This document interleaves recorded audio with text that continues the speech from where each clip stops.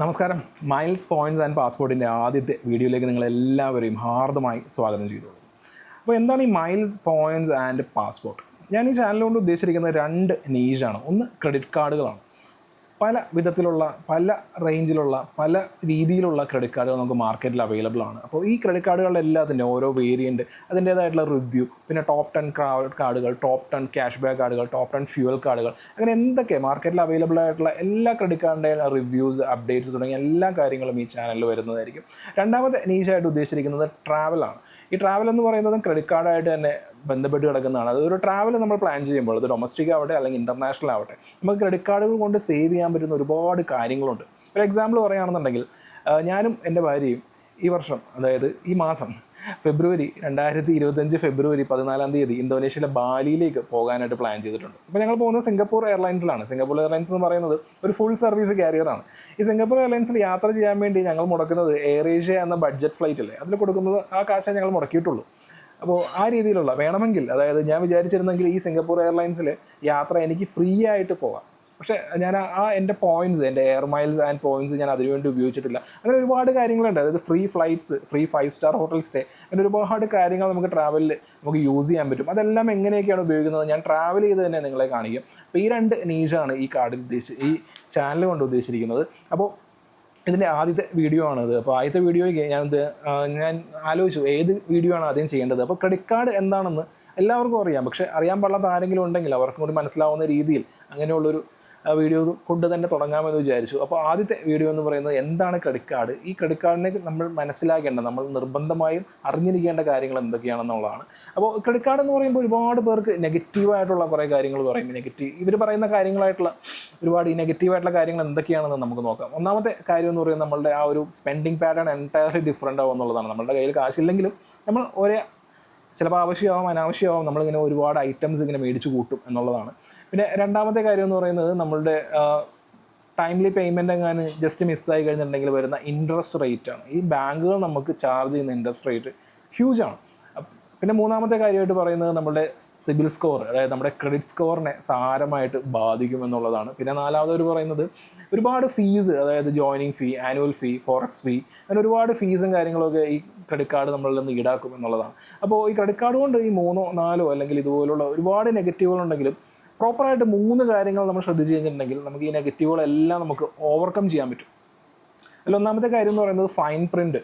നമ്മൾ ഉപയോഗിക്കുന്ന കാർഡ്, നിങ്ങൾ ഏത് ബാങ്കിൻ്റെ ഏത് വേരിയൻറ്റ് കാർഡ് ആയിക്കോട്ടെ, അതിൻ്റെ ഫൈൻ പ്രിൻറ്റ് വായിക്കുക. അതിലെങ്ങനെയൊക്കെ ഏതെങ്കിലുമൊക്കെ ഹിഡൻ ആയിട്ടൊക്കെ എന്തെങ്കിലും കാര്യമുണ്ടോ തുടങ്ങിയ കാര്യങ്ങളൊക്കെ നോക്കുക. അതിൻ്റെ എത്ര രൂപ ഉപയോഗിച്ചാലാണ് നമുക്ക് ആനുവൽ ഫീ വേവ് ഓഫ് ആയി കിട്ടുന്നത്, അതിൻ്റെ ഇൻട്രസ്റ്റ് റേറ്റ് എത്രയാണ്, അതിൻ്റെ ഇൻട്രസ്റ്റ് ഫ്രീ പീരീഡ് എത്രയാണ് തുടങ്ങിയ എല്ലാ കാര്യങ്ങളും ഫൈൻ പ്രിൻറ്റിൽ നമുക്ക് ഉൾപ്പെടുത്തുന്നതാണ്. മിനിമം ഡ്യൂ അല്ലെങ്കിൽ statement generation date, payment due date തുടങ്ങിയ എല്ലാ കാര്യങ്ങളുണ്ട്. ഈ ഫൈൻ പ്രിൻറ്റ് പ്രോപ്പറായിട്ട് മനസ്സിലാക്കി അതിനനുസരിച്ച് ഉപയോഗിച്ച് കഴിഞ്ഞിട്ടുണ്ടെങ്കിൽ ഒരു പ്രശ്നവുമില്ല.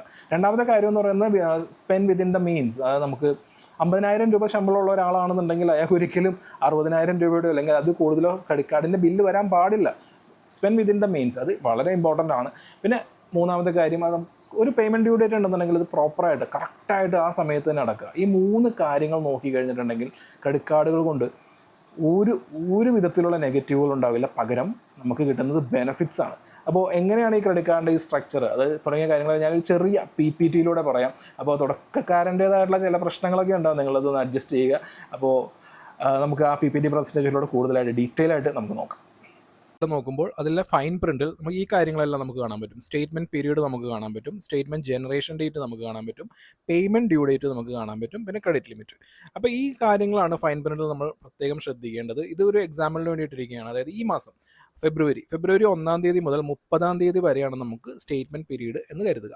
അപ്പോൾ അതിൻ്റെ സ്റ്റേറ്റ്മെൻറ്റ് ജനറേഷൻ എന്ന് പറയുന്നത് മാർച്ച് 1 അടുത്ത മാസം 1 സ്റ്റേറ്റ്മെൻറ്റ് ജനറേറ്റ് ആയി കഴിഞ്ഞിട്ടുണ്ടെങ്കിൽ പിന്നെ 20 ദിവസം കഴിഞ്ഞ് മാർച്ച് 20 നമ്മൾ പേയ്മെൻറ്റ് ഡ്യൂ ഡേറ്റ് ആണ് വന്നിരിക്കുന്നത്, പേയ്മെൻറ്റ് അടയ്ക്കേണ്ടിയും വരും. അപ്പോൾ നമ്മളുടെ സ്പെൻഡിങ് പാറ്റേൺ ഇങ്ങനെയാണെന്ന് കരുതുക. ഈ മാസം 1 ആമസോണിൽ ഒരു 10,000 രൂപ ഉപയോഗിച്ചു. അത് കഴിഞ്ഞിട്ട് പിന്നെ വേറെ ചിലവൊന്നും ഉണ്ടായിരുന്നില്ല. പിന്നെ വീണ്ടും 10 ആയപ്പോൾ വീണ്ടും ആമസോണിൽ ഒരു 10,000 രൂപ ഉപയോഗിച്ചു.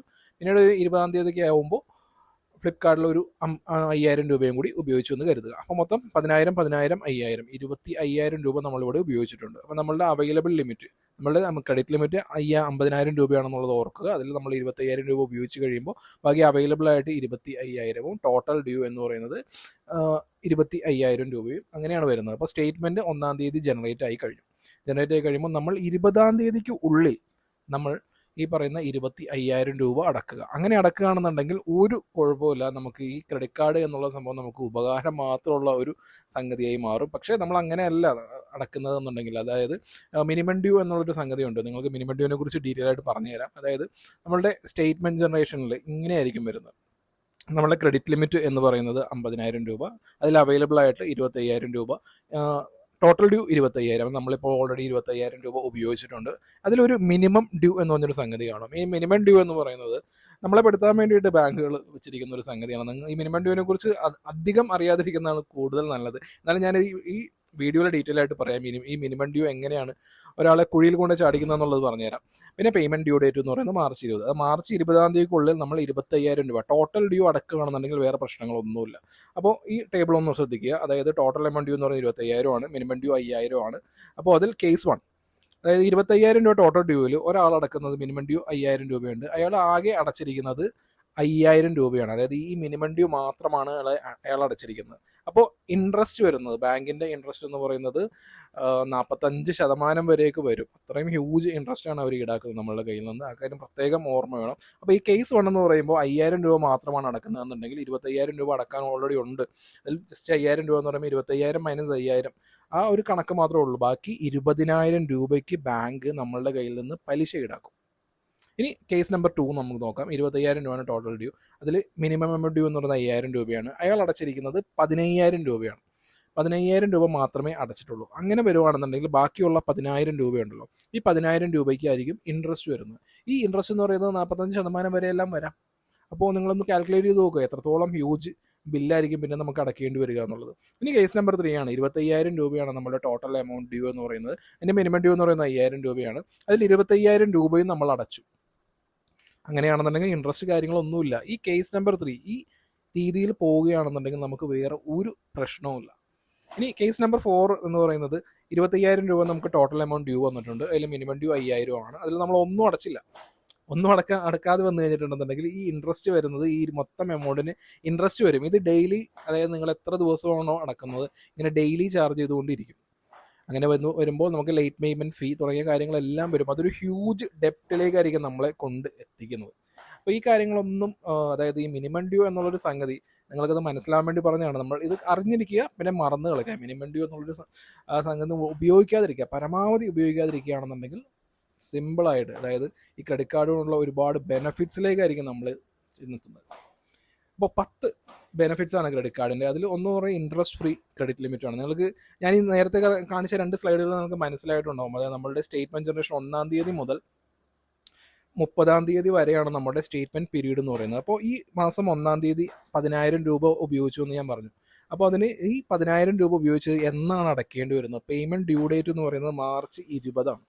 അതായത് നമുക്ക് ഓൾമോസ്റ്റ് 49-50 ദിവസമാണ് നമുക്ക് ക്രെഡിറ്റ് ഫ്രീ ആയിട്ട് കിട്ടിയിരിക്കുന്നത്. നമ്മൾ ഈ 50 ദിവസത്തേക്ക് നമുക്ക് കാശ് നമുക്ക് റോൾ ചെയ്യാം. ഇങ്ങനെ ഒരു സംഗതിയാണ് ഈ ക്രെഡിറ്റ് കാർഡ് കൊണ്ടുള്ള ഫസ്റ്റ് ബെനിഫിറ്റിൽ വരുന്നത്. പിന്നെ വെൽക്കം ഓഫേഴ്സുകളാണ്. നമ്മളുടെ കാർഡുകളിൽ നമുക്ക് ഒരുപാട് വെൽക്കം ഓഫേഴ്സുകൾ ഉണ്ടാവും. ഒന്നെങ്കിൽ ആമസോണിൻ്റെയോ അല്ലെങ്കിൽ ഫ്ലിപ്കാർട്ടിൻ്റെ വൗച്ചേഴ്സ് ആവാം, അല്ലെങ്കിൽ ആമസോൺ പ്രൈം മെമ്പർഷിപ്പ് ആവാം, സോണി ലൈവ് മെമ്പർഷിപ്പ് ആവാം, അല്ലെങ്കിൽ മാരിയറ്റ് ഹോട്ടലിൻ്റെ മെമ്പർഷിപ്പുകളാവാം. അങ്ങനെ തുടങ്ങിയ ഒരുപാട് വെൽക്കം ഓഫേഴ്സുകൾ നമുക്ക് ക്രെഡിറ്റ് കാർഡിൻ്റെ ഭാഗമായിട്ട് കിട്ടുന്നുണ്ട്. മൂന്നാമത്തേത് ലൗഞ്ച് ആക്സസ് ആണ്.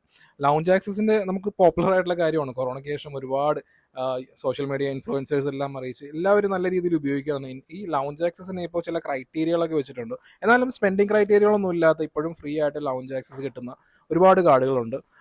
4-ാമത്തെ പോയിന്റാണ് ഞാൻ ഈ യൂട്യൂബ് ചാനൽ തുടങ്ങാൻ തന്നെ കാരണം, miles points and cash back എന്ന് പറയുന്നത്. ഈ മൈൽസ് പോയിന്റ്സ് ആൻഡ് ക്യാഷ് ബാക്കുകൾ കൊണ്ടുള്ള ബെനിഫിറ്റ്സ് എന്ന് പറയുന്നത് ഒരുപാട് പറഞ്ഞിട്ടുണ്ടെങ്കിൽ ഒരു വീഡിയോയിലൊന്നും തീരില്ല. പല രീതിയിൽ പല വിധത്തിൽ ഉപയോഗിക്കാവുന്നതാണ്. ഞാൻ നേരത്തെ പറഞ്ഞ പോലെ നമുക്ക് ഫ്രീ ഫ്ലൈറ്റ്സ് കിട്ടും, 5 സ്റ്റാർ ഹോട്ടൽ അക്കോമഡേഷൻ നമുക്ക് ഫ്രീ ആയിട്ട് പോകാം. നമ്മളുടെ ഒരുപാട് ട്രാവലിംഗ്, ഇപ്പോൾ ചിലർക്ക് വേണ്ടത് ട്രാവൽ ബെനിഫിറ്റ്സ് ആയിട്ടായിരിക്കും, ചിലർക്ക് ഫ്രീ ആയിട്ട് ഫ്യൂവൽ മതിയായിരിക്കും, ചിലർക്ക് ക്യാഷ് ബാക്ക് മതിയായിരിക്കും, ചിലർക്ക് ആമസോണിൻ്റെ ഫ്ലിപ്കാർട്ടിൻ്റെ വൗച്ചേഴ്സ് മാത്രമായിട്ടായിരിക്കും വേണ്ടത്. അങ്ങനെ ഏത് രീതിയിലാണ് നമുക്ക് ബെനിഫിറ്റ്സ് വേണ്ടത് അതെല്ലാം നമുക്ക് കിട്ടുന്നതാണ്. പിന്നീട് പല കാർഡുകളും നമുക്ക് ഫ്രീ ആയിട്ട് ഇൻഷുറൻസ് നൽകുന്നുണ്ട്. നിങ്ങൾക്ക് എത്ര പേർക്ക് അറിയുന്നുണ്ടെന്ന് അറിയില്ല. ലൈഫ് ടൈം ഫ്രീ കാർഡുകളടക്കം ഇൻഷുറൻസ് ഫ്രീ ആയിട്ട് നമുക്ക് നൽകുന്നുണ്ട്. പിന്നെ ക്യാഷ് വിത്ഡ്രോവൽ, പെട്ടെന്നൊരു എമർജൻസി വരികയാണ്, നമ്മളുടെ അക്കൗണ്ടിൽ കാശില്ല, നമുക്ക് ക്രെഡിറ്റ് കാർഡ് അക്സെപ്റ്റ് ചെയ്യുന്ന സ്ഥലത്തല്ല എന്നുണ്ടെങ്കിൽ എല്ലാ ക്രെഡിറ്റ് കാർഡുകളും ക്യാഷ് വിത്ഡ്രോവൽ എന്നുള്ളൊരു സംഗതി ഓഫർ ചെയ്യുന്നുണ്ട്. പക്ഷേ അതിന് ഒരു ചെറിയ ചാർജ് ഉണ്ടാവും, ആ കാര്യം മറക്കരുത്. പിന്നെ ആഡ് ഓൺ കാർഡ്സ് ആണ്. ഈ ആഡ് ഓൺ കാർഡ്സ് എന്ന് പറയുന്നത് ഒരു വലിയ സംഭവമായിട്ട് ചിലപ്പോൾ തോന്നില്ല, പക്ഷേ അമെക്സിൻ്റെ, അമേരിക്കൻ എക്സ്പ്രസിൻ്റെ കാർഡുകളിലൊക്കെ ആണെന്നുണ്ടെങ്കിൽ അതിനൊരു മൈൽ സ്റ്റോൺ ബെനിഫിറ്റുകൾ ഉണ്ടാവും. ഇപ്പോൾ ആക്സിസിൻ്റെ അറ്റ്ലസ് ഒക്കെയാണ് നമ്മൾ ഉപയോഗിക്കുന്നതെന്നുണ്ടെങ്കിൽ ഈ മൈൽ സ്റ്റോൺ ബെനിഫിറ്റ് നമുക്ക് എളുപ്പത്തിൽ അച്ചീവ് ചെയ്യാൻ വേണ്ടി ഈ ആഡ് ഓൺ കാർഡ്സ് വളരെ ഹെൽപ്ഫുള്ളാണ്. ഇപ്പോൾ ഒരു വീട്ടിലൊരു കാര്യം എടുക്കുകയാണെന്നുണ്ടെങ്കിൽ ഹസ്ബൻഡ് മാത്രമായിരിക്കില്ല, വൈഫിൻ്റെ പേരിൽ കൂടി ഒരു ആഡ് ഓൺ കാർഡ് എടുത്ത് കൊടുത്താൽ രണ്ടുപേരുടെയും സ്പെൻഡ് ഒരുമിച്ച് വരികയാണെന്നുണ്ടെങ്കിൽ നമുക്ക് ആ മൈൽ സ്റ്റോൺ ബെനിഫിറ്റ്സ് എല്ലാം സിമ്പിളായിട്ട് നമുക്ക് കവർ ചെയ്യാൻ പറ്റും. പിന്നീട് EMI കൺവേർഷനാണ്. അതായത് നമ്മളിപ്പോൾ പെട്ടെന്ന് ചെറിയ കാര്യങ്ങളൊക്കെ ടൈറ്റും കാര്യങ്ങളൊക്കെ നമുക്ക് ആ ഫുൾ പേയ്മെൻറ്റ് നമുക്ക് അടക്കാൻ പറ്റുന്നില്ല, അങ്ങനെയുള്ള കാര്യങ്ങൾ വരുമ്പോൾ നമുക്ക് ആ എമൗണ്ട് EMIയിലേക്ക് സിമ്പിളായിട്ട് കൺവേർട്ട് ചെയ്യാം. ഇപ്പോൾ എല്ലാത്തിനും EMI പ്രോസസ്സിംഗ് ഫീ ഉണ്ടാവും, ഒബ്വിയസ്ലി EMIക്ക് ഇൻട്രസ്റ്റ് ഉണ്ടാവും, ഇൻട്രസ്റ്റ് ഫ്രീ എന്നൊക്കെ പറയും. എന്നാലും ബാങ്ക് ഇത് ചാർജ് ചെയ്യുമെങ്കിൽ നമ്മുടെ സെല്ലറാണ് നമുക്ക് ആ എമൗണ്ട് തിരിച്ചു തരുന്നത്. നമുക്ക് ഡീറ്റെയിൽ ആയിട്ട് ഇതിനെക്കുറിച്ചൊക്കെ അടുത്തടുത്ത വീഡിയോസിൽ പറയാം. പിന്നെ discounts on online purchases, online and offline പർച്ചേസസിൽ നമുക്ക് ഡിസ്കൗണ്ട്സ് ഇടുന്നു.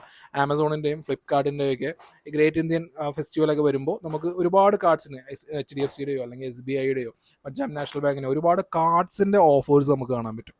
അതുപോലെ ഈ ഐഫോൺ എല്ലാം ലോഞ്ച് ചെയ്യുമ്പോൾ HDFC സ്ഥിരമായിട്ട് HDFC കാർഡുള്ളവർക്ക് ഓഫേഴ്സ് ഉണ്ടാവും. പിന്നെ ഈ ക്രോമ അല്ലെങ്കിൽ റിലയൻസ് പോലുള്ള സ്ഥലങ്ങളിൽ ഓഫ്ലൈനായിട്ടും നമുക്ക് ഈ ക്രെഡിറ്റ് കാർഡുകൾക്ക് ഒരുപാട് ഓഫേഴ്സ് വരും. അതായത് നമ്മൾ ഒരു വീട്ടിലേക്ക് എന്തെങ്കിലുമൊക്കെ വാങ്ങാൻ വേണ്ടി നമ്മൾ പ്ലാൻ ചെയ്യുകയാണ്, നമ്മൾ നമ്മുടെ ATM വിഡ്രോ ചെയ്തിട്ട് നമ്മൾ ബൈ ക്യാഷോ അല്ലെങ്കിൽ UPI പേയ്മെൻറ്റ് ചെയ്യുകയാണെന്നുണ്ടെങ്കിൽ നമുക്ക് ഈ ഡിസ്കൗണ്ട് കിട്ടണമെന്നില്ല. പക്ഷേ അത് ക്രെഡിറ്റ് കാർഡ്, നമ്മളുടെ കയ്യിലുള്ള ക്രെഡിറ്റ് കാർഡ് വെച്ചിട്ടാണെന്നുണ്ടെങ്കിൽ നമുക്ക് സിമ്പിളായിട്ട് കുറേ ഡിസ്കൗണ്ട്സ് നമുക്ക് അച്ചീവ് ചെയ്യാൻ പറ്റും. പിന്നീടുള്ളത് സിബിൽ സ്കോർ, അതായത് ക്രെഡിറ്റ് സ്കോർ ബിൽഡ് ചെയ്യാനുള്ളതാണ്.